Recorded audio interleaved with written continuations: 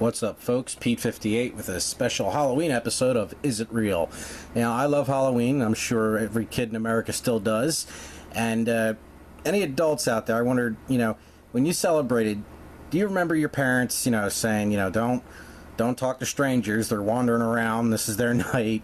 And to, make sure to, stay with a group of friends and make sure not to eat any of the candy until you got home. There could be razor blades and, the Snickers bar, and anyone who, was a kid and was afraid, they wouldn't eat it. I know I didn't for many years.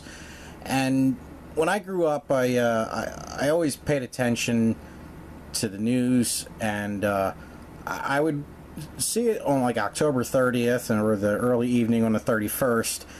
Sometimes even on CNN there would be newscasters warning parents, you got to check the kids' treats after they come home.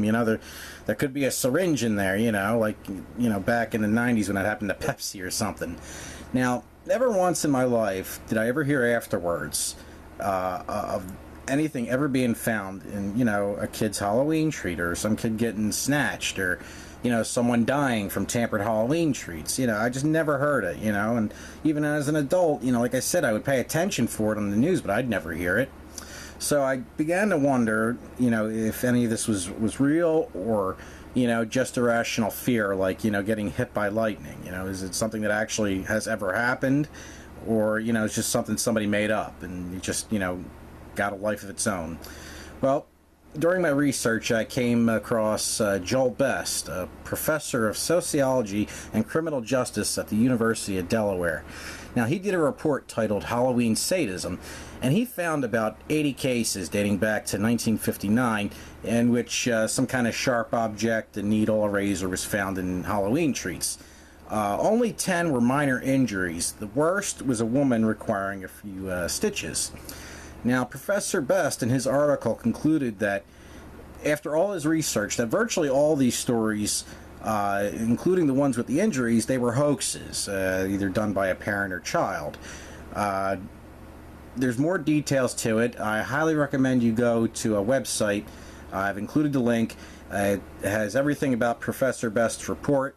It's a real eye-opener. It's detailed. It has all the statistics, even for things like child sex crimes, how people believe that they actually shoot up during this time of year, and it turns out it doesn't actually. It's the same as it would be during any other time of year, because I believe the police have them leave a note outside their house saying no candy. I don't think they're allowed to decorate or anything, and that pretty much works. As far as I can tell, I don't think that's ever not worked. I haven't heard anybody getting abducted on the news, not recently. This report is a few years old, I believe. It might be more recent, but I think it's only a couple of years old. Now, Jack Santino, another author, he noted in A History of Halloween that in 1967, that was the year of the pins and needles rumor. It really began. There was lots of reports on the East Coast of America and some places in North America with razor blades and pins and needles being in apples and stuff. There was 13 cases reported alone in the state of New Jersey. This was in the New York Times now, in 1967. Now, the New Jersey State Legislature got, so outraged that right before the following Halloween in 1968, they passed a law mandating prison sentences for anyone caught tampering with Halloween treats, apples and candy. I'm not sure how long the sentence was supposed to be, but I imagine it was quite hefty because, it's about kids. Nobody wants to see their kids get hurt, whether it's, a real threat or not. Now, the New York Times also reported that the children had been injured, but the details were murky. I couldn't really find out anything. I dug as deep as I could via the internet on New York Times, and I just couldn't really find any details about that particular story.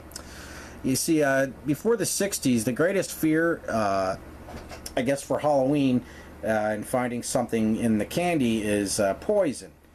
Professor Best, he said the idea of pins and needles in treats, the motivation for it was to pull a prank, which is a custom of celebrating Halloween. It's not just about candy and you know, scary stuff. It's you know, it's about having fun. And anybody who goes on YouTube, you know, you've seen that guy.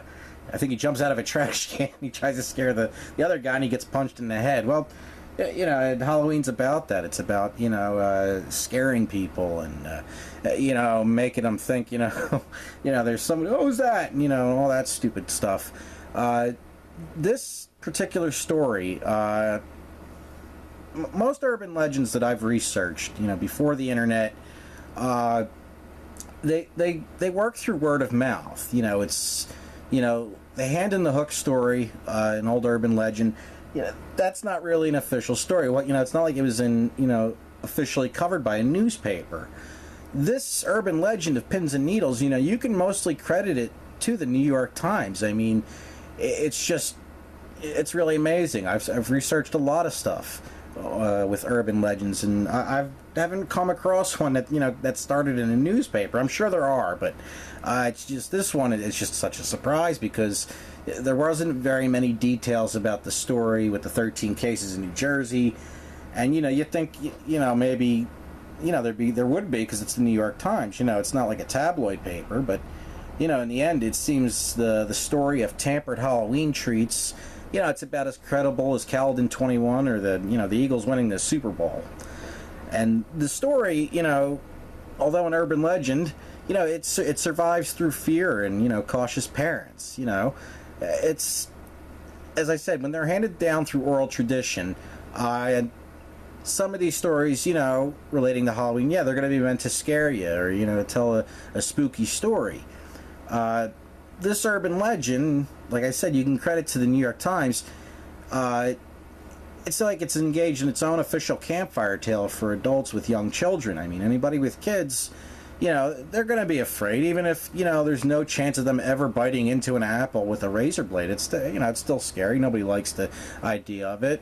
And there's always that little bit of caution. And that's what makes this, I think, okay for someone like the New York Times to actually say, oh, this is news, even though it's really not. I mean, you know, it sort of is, but there was, you know, there was no serious injuries, and the few injuries there were just, you know, hoaxes. People probably, you know, trying to have fun on Halloween, you know. I don't know. Outside of that, you know, none of it is real. It's, you know, like I said, it's usually regaled nowadays instead of from a, you know, a guy by a campfire. It's the local news or, you know, the national news or even Facebook, you know. It scares them into taking their kids to the mall on Halloween, which is silly to me because malls are only scary on Black Friday and on Christmas Eve. And besides, you know, the food court fries, you know, they're much healthier than those juicy apples. You know, they're brimming with juicy goodness and Gillette Mach 5s, apparently.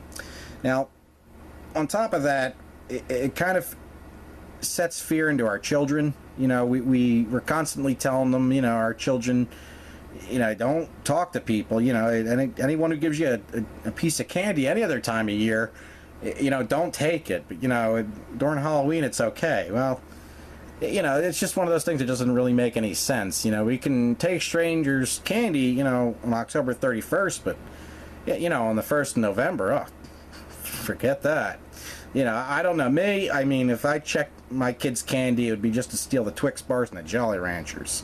You know, that's just me, though. I don't know. I mean, yeah, to each his own. Maybe you're into Twizzlers. I don't know.